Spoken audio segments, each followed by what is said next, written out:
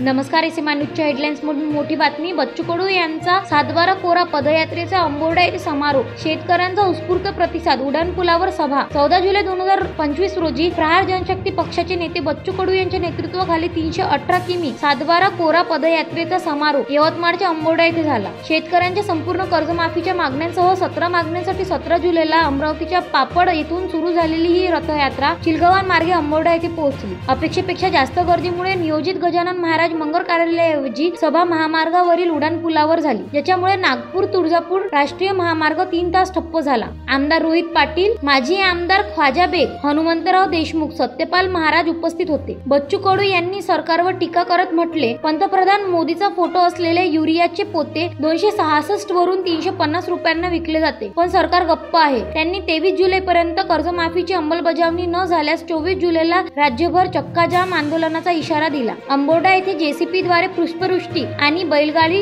Tractor रॅलीने स्वागत झाले. शेतकरी, शेतमजूर, दिव्यांगांनी मोठ्या संख्येने सहभाग दर्शवला. हा लढा आता निर्णायक वळणावर आहे. कर्जमाफीचा हा लढा कसा आकार घेणार? अधिक अपडेटसाठी एसएमआय न्यूजशी जोडले रहा. धन्यवाद.